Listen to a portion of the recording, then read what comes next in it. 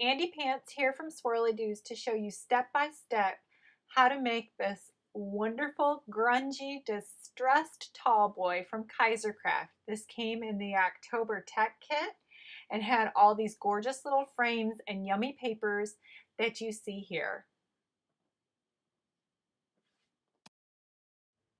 The first thing I did that I didn't show was that I painted all the surfaces that I wouldn't be able to get to once this thing was assembled. So go ahead and paint your interior surfaces and the edges that will be poking out through the little tongue and groove slots there. Just all the different little pieces that you wouldn't be able to paint, again, once it's assembled. I'm using a Tombow mono adhesive to assemble my mini tall boy. You can use whatever adhesive that you're comfortable with. I really like the way this holds. I find that it doesn't dry out and the pieces end up coming apart like some adhesives do. So put your various pieces on, give it a little bit of pressure and just hold it for a couple of seconds and it'll tend to just, it holds very, very nice. It dries very quickly. You can see here I'm just using some more paint. It's just regular cheap black acrylic paint from Joann's. And once I've got some spots that I've noticed that I still needed some paint on, I just threw another quick coat of paint in there. This piece on the front tended to fall off. I used a little bit stronger adhesive later on and some gel medium eventually just to get that to hold. And once you're done pressing the whole thing together, throw your top on and you're ready to move on to the next part.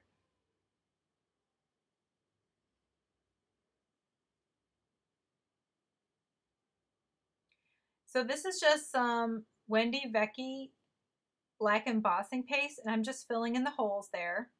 And now I'm using a Prima mask and filling it in with the Wendy Vecchi paste. While that's drying, I went ahead and I did the creases and the edges of my drawers. I wanted to cover them in paper. So in order to not have the raw chipboard showing through, you give it just a messy, sloppy coat of paint.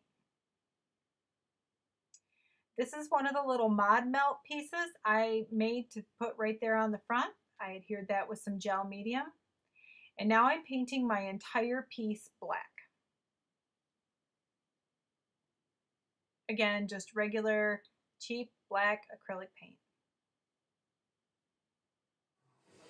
Okay, so I wanted to line the inside of my drawers with paper.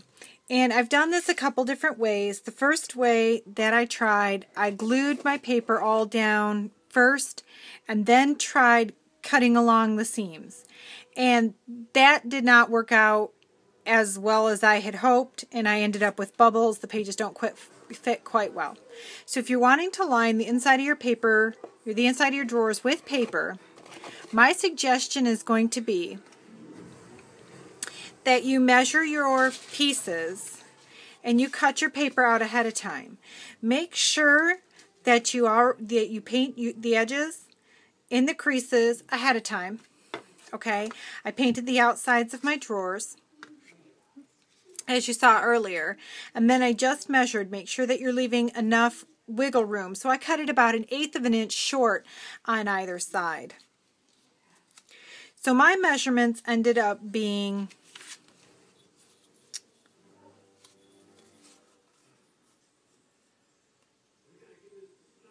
3 5/8 by 3 5/8 for this piece, 3 3/4 by 1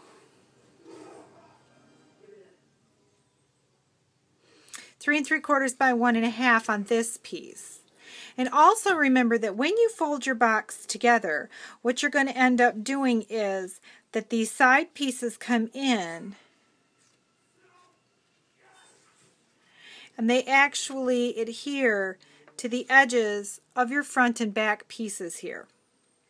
So you lose a little bit on your front and back pieces from your side pieces being butted right up to them. So let's go ahead and let's adhere this down. I like to use matte medium, and for you glue it down the paper down just like we did on the toolbox, the Kaisercraft toolbox earlier. But you're going to glue it down with the matte medium, and then once it's dry, you're going to go ahead and seal it. So then when things get thrown into these little trinket drawers, this paper is sealed and it doesn't get ruined. Now we're going to get back to our piece. I'm using the brass Tim Holtz Distress Stain to give kind of a metallic finish, more to my edges, and you'll see where this comes in later. And now I'm just using some folk art paint. I love this color. Just to give it a patina look. I try to wash it first and I didn't like it, so I just threw a thick coat on there, right on top of the brass. And go ahead and set that aside and let it dry. Once your piece is all dry, take some lightweight sandpaper and just give it a light sanding.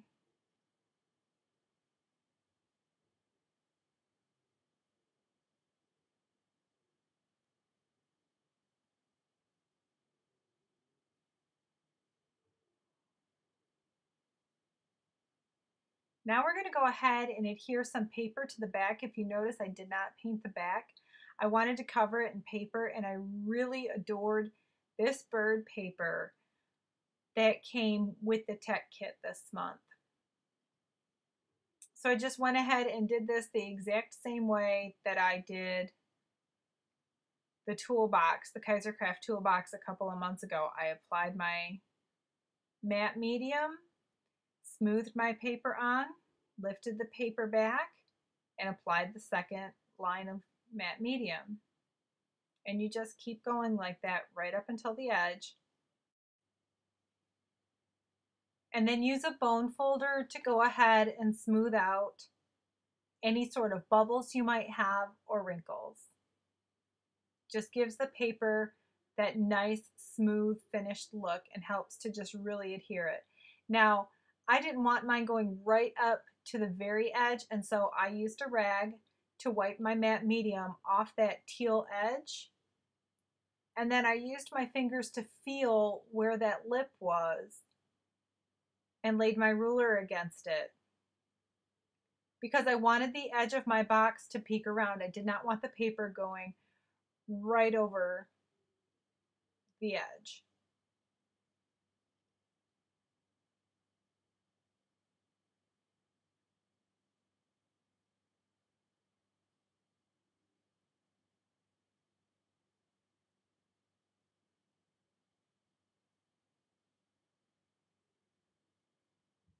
Since I was going with more of a distressed look, I didn't mind that my paper had gotten torn around the edge a little bit.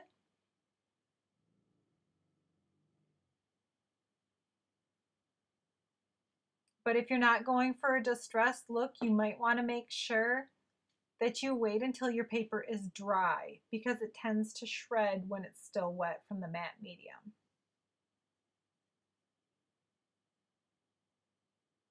I go around with a nail file at the end just to smooth those edges. This had a lot of curves and they were very difficult to get into, so it really helped to use the nail file and just kind of give it a finished look.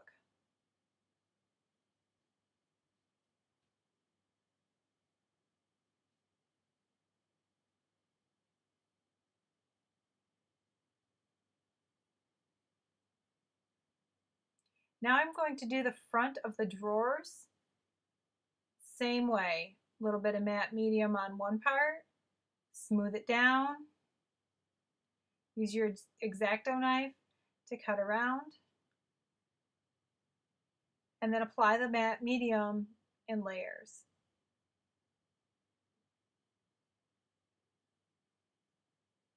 Once you're done cutting with your X-Acto knife, go ahead and use the nail file to smooth the edges.